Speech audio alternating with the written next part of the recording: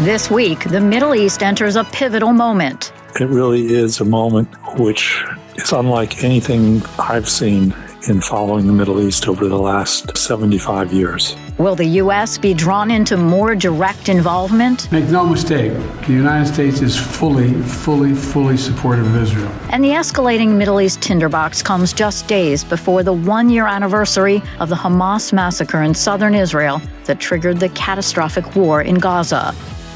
Join us on The Voice of America as we explore the issues in the news.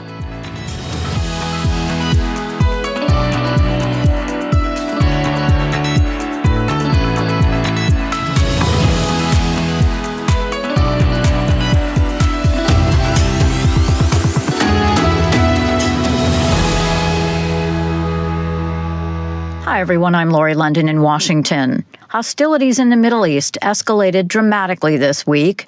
Israel continued military operations on two fronts, targeting Iran-backed Hezbollah militants in southern Lebanon and Hamas operatives in Gaza.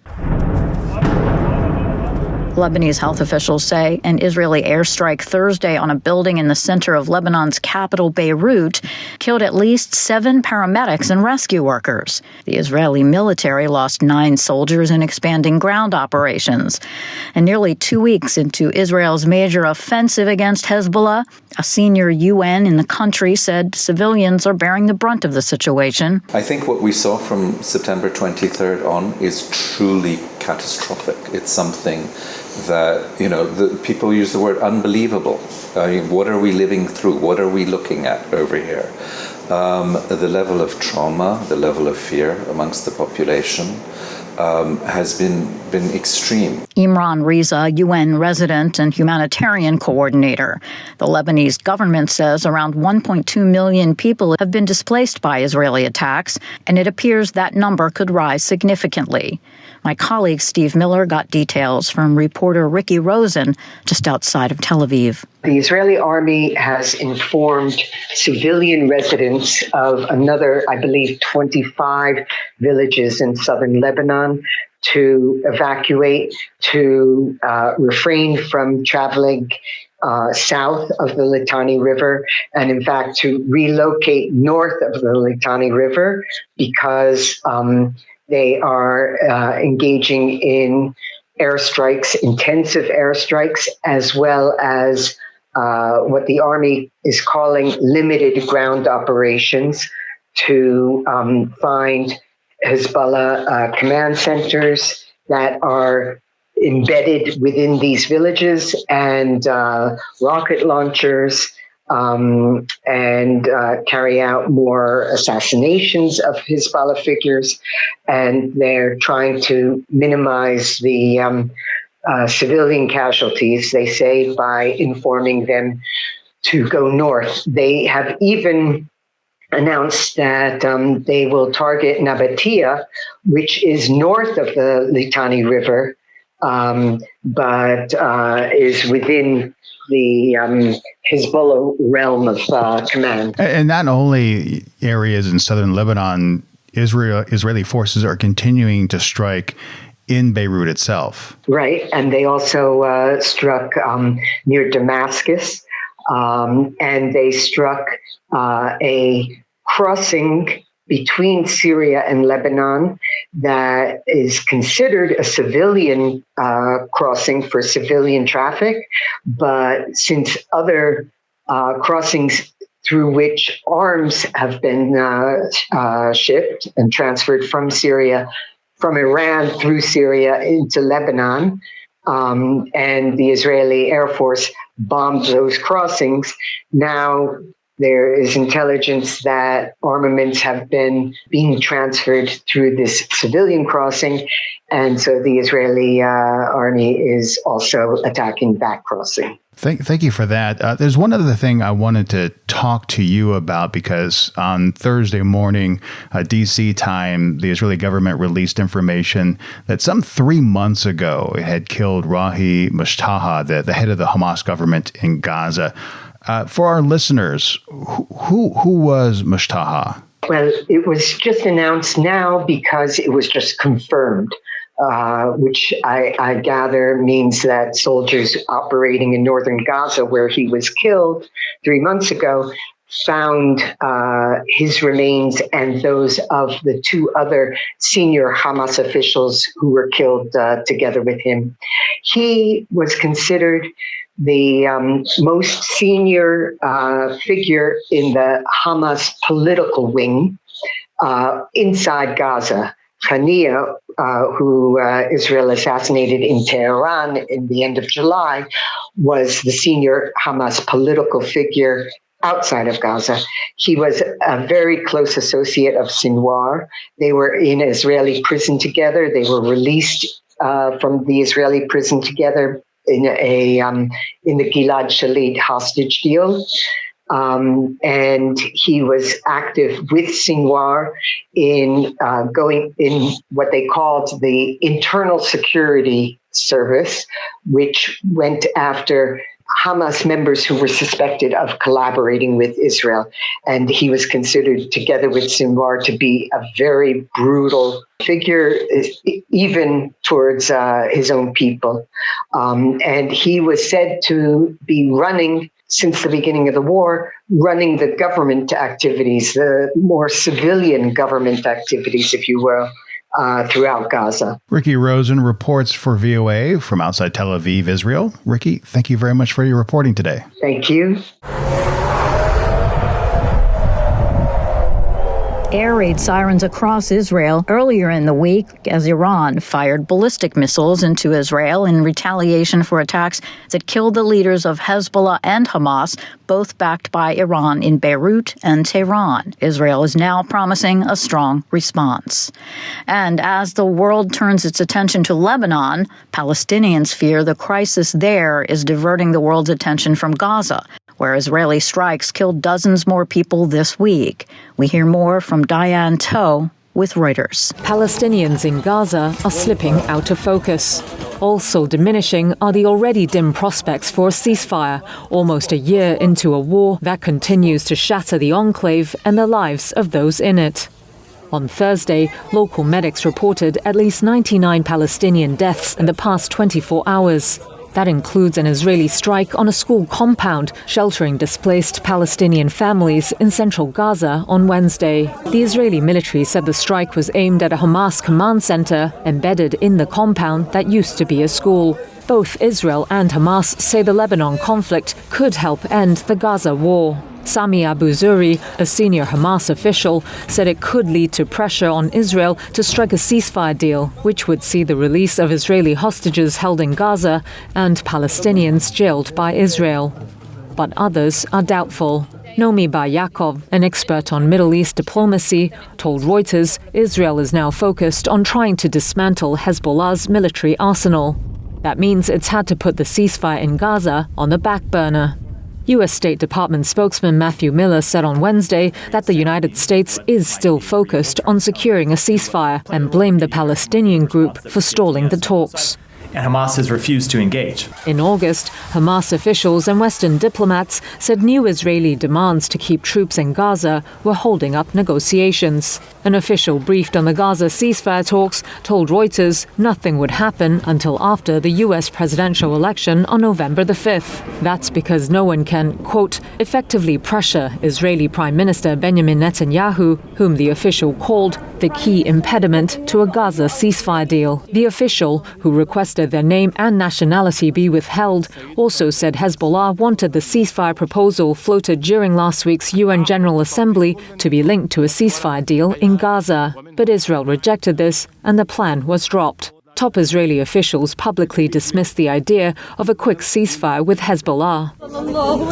Meanwhile, at a funeral in Khan Yunis on Wednesday for some of the dozens of Gazans killed in an overnight strike, this woman called the death of her baby niece the biggest message to the world. A child sleeping in the arms of her mother, she said. What can I say? The whole world is asleep. Nobody cares about us or is even looking at our faces. That was Diane Toe with Reuters.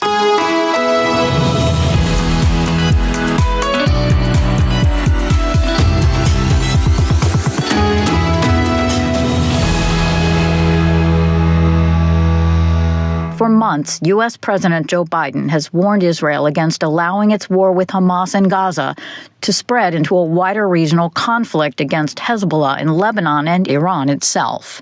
But despite those efforts, the moment may be here. What, if anything, can the Biden administration do, and will the U.S. be pulled into more direct involvement? We're joined by Bruce Riedel, non-resident senior fellow with the Brookings Institution's Center for Middle East Policy, who also served for 30 years with the U.S. Central Intelligence Agency. This is a moment in time that would appear to be very pivotal for the Middle East. Israel now vowing to retaliate against Iran, Iran retaliating against Israel. How does this continue with further escalation, and does it risk getting the U.S. directly involved? Well, after almost a year of war in Gaza, we've now seen the conflict spread to Lebanon and as far as Iran. The Iranian attack on Israel this week was larger than the attack in April. And Israel is now talking about its retaliation that's coming. And the prime minister has even called for the overthrow of the regime in Iran. It is very much a pivotal moment. The Middle East is on the verge of what may be its worst conflict since at least the 1973 war. And the damage that could be done from all this is harrowing. We've already got 2 million people in Gaza who are largely homeless. We have 1 million or so Lebanese who have fled their homes. We have tens of thousands of Israelis who fled their homes. It really is a moment which is unlike anything I've seen in following the Middle East over the last 75 years. We urgently need a ceasefire in Gaza as the starting point to de-escalate this crisis. How do you think Israel may respond? Israel may respond with a relatively light touch, which is what they did last April, but one that demonstrates that the Israeli Air Force can strike anywhere it wants to in Iran. They've already demonstrated by their airstrikes into Yemen against the Houthis that they can fly over 1,000 kilometers to hit targets. The tricky thing about going after Iran is you don't want to violate Jordanian airspace. That could cause a crisis with Jordan. So they'd probably have to go through Syria and Iraq. But they're capable of doing any of those things. And of course, they also have their own missiles with which they could retaliate against Iran. Is there anything the Biden administration can do? It does not seem that Israel is willing to take U.S. considerations seriously. It seems to feel very emboldened right now. It feels very emboldened. The Biden administration has pressed relentlessly for a ceasefire. It's not for lack of effort. They may now need to put some costs to Israel of proceeding without listening to American requests for restraint.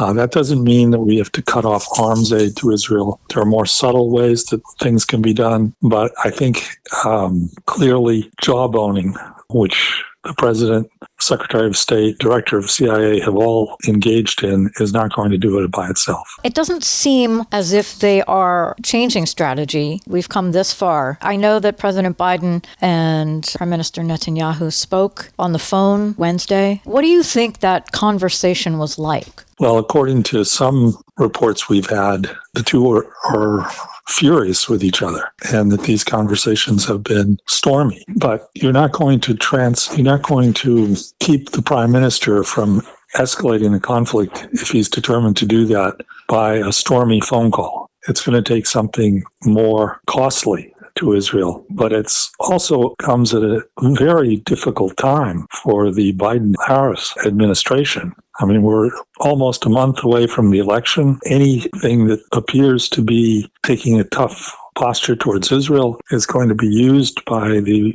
Republicans against the vice president. In many ways, this couldn't have come at a worse time. Do you think that Prime Minister Netanyahu is taking advantage of that fact, that there is this upcoming election and he has his own political concerns? Well, and there's the other factor. The Netanyahu government clearly favors a return of Donald Trump to the White House. They make no secret that Donald Trump was the most pro-Israeli president in modern times. They're not going to give Joe Biden and Kamala Harris a diplomatic victory if they can avoid it. That's why I think this is a time for more than just stormy conversations. It's a time for showing that there's a price to be paid for ignoring American advice. You think that Netanyahu believes that Trump has been the most pro-Israel president in modern times, or do you think that he is the most pro?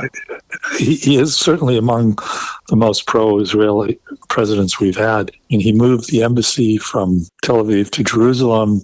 He violated the Iran nuclear deal, which Netanyahu opposed. He traveled to Israel early in his presidency. I think it was his second stop overseas after going to Riyadh first. And it's, I think, no secret that Netanyahu prefers Trump to the possible alternative. So we've got a rocky month or longer in front of us now. And it's very hard to assess how this is going to end in a diplomatic solution. That's what I was going to ask you next. How does this end? With possible major exchanges of missiles and rockets between Iran, Hezbollah, into Israel. Hezbollah in particular has the capability to fire tens of rockets and missiles into the northern Israel, including the third largest city in Israel, Haifa. It can also fire missiles into Tel Aviv.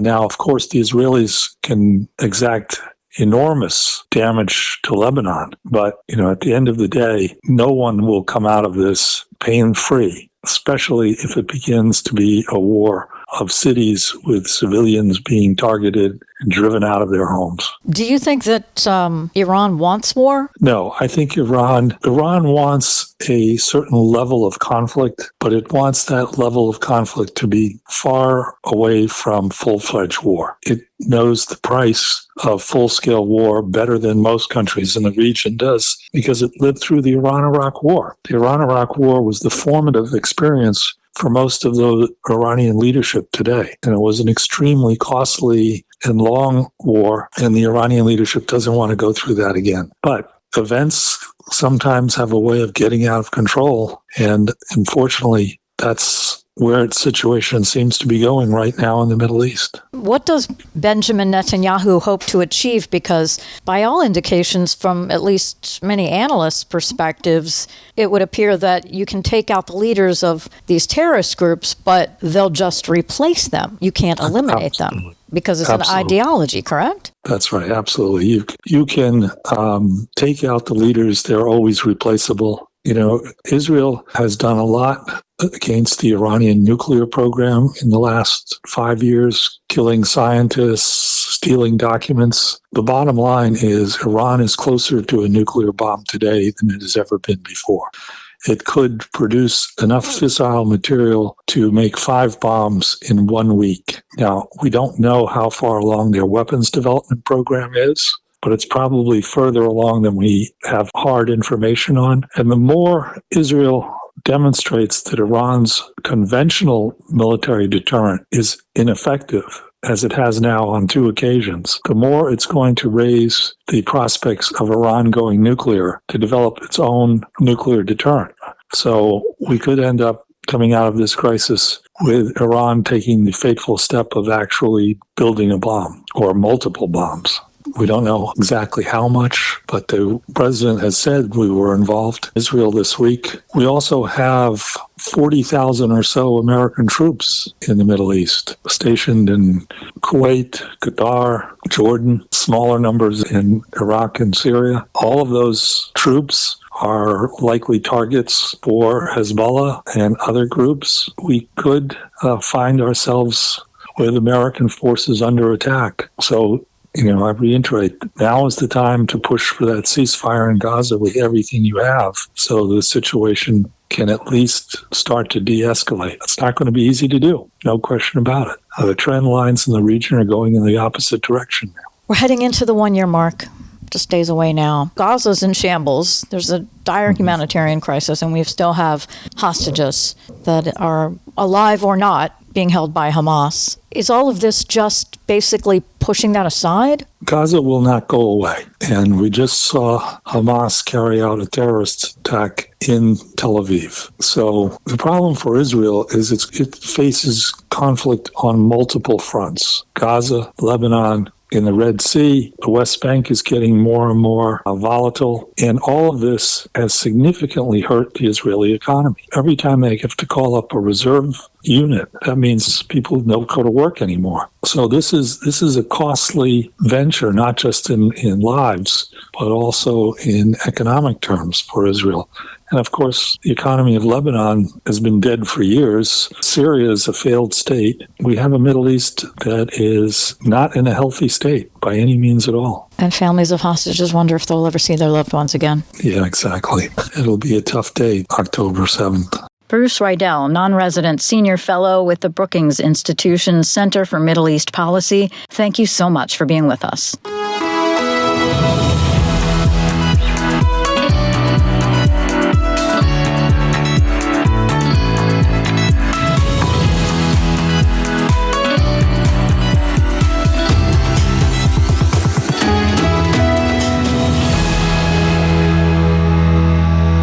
You're listening to Issues in the News. I'm Lori London. A year on, a conflict sparked by a stunning terror attack on Israel that killed 1,200 people and led to a raging conflict that has killed more than 40,000 in Gaza and now threatens to engulf the entire Mideast. The warring parties have rebuffed numerous deals and blown through pauses and past ceasefires, so the bloodletting is likely to carry on to the next U.S. president. VOA White House correspondent Anita Powell brings us this report from Washington. There is nothing to celebrate as this conflict nears its one-year anniversary. Violence in the Mideast has grown considerably in that time, beyond Israel, where it started October 7th, when Hamas militants launched their surprise attack and snatched over 250 hostages, into Gaza, which for months has endured Israeli bombardments and ground operations, and then into Lebanon, where Israel recently struck at the Hezbollah militant group with airstrikes that killed its leader, provoking this fiery response from the militant group's main backer, Iran. U.S. National Security Advisor Jake Sullivan sought to soothe nerves this week after the latest Iranian attack. Obviously, this is a significant escalation by Iran, a significant event, and it is equally significant that we were able to step up with Israel and create a situation in which no one was killed in this attack in Israel, so far as we know at this time. Analysts say it's not clear how this ends. Gerald Firestein is director of the Arabian Peninsula Program and Distinguished Senior Fellow for Diplomacy at the Middle East Institute. There's no clear indication that either the Israelis or Hamas is looking for an end. They both seem to be able and willing to carry this on for quite some time to come. Diplomatic pressure is intensifying as more than 140 countries recognize Palestine as a state, including Ireland, Norway, and Spain, which did so this year. As this conflict twists and turns, analysts point to reasons the clashes continue. One factor, Israel's effort to wipe out Hamas and Hezbollah, is not unwelcome among some Arab leaders. Stephen Cook is a senior fellow for Middle East and Africa Studies at the Council on Foreign Relations. It's hard for me to believe that the Saudis, the Emiratis, the Bahrainis, and others don't believe that a region without Hezbollah, without Hamas, or a much diminished Hamas, a much diminished Hezbollah, is a better region. At the same time, analysts say the Hamas attack emboldened other Islamist groups like Somalia's al-Shabaab or offshoots of Islamic State groups and al-Qaeda. Farah Pundit is an adjunct senior fellow at the Council on Foreign Relations. What has happened as we look at the trajectory of events that have happened since the brutal and horrific attacks of October 7th is that each one of these groups have utilized the ecosystem for their purposes. What doesn't appear to have changed is President Joe Biden's stance on Israel. The U.S. is Israel's largest backer, both militarily and diplomatically. Under Biden's command, U.S. forces played key roles in helping Israel repel 2 Iranian ballistic missile strikes. Here he is, days after October 7th. We must be crystal clear. We stand with Israel. And this week. Make no mistake, the United States is fully supportive of Israel. As this grim anniversary looms, 2 things are crystal clear. This conflict won't end soon. Biden's term will. Anita Powell, VOA News, Washington. And that's all the time we have this week. On behalf of all of us here at VOA, thank you so much for listening. For more news throughout the week, listen to International Edition Monday through Friday, or visit us anytime at voanews.com. Join us next week for more Issues in the News. Until then, I'm Lori London.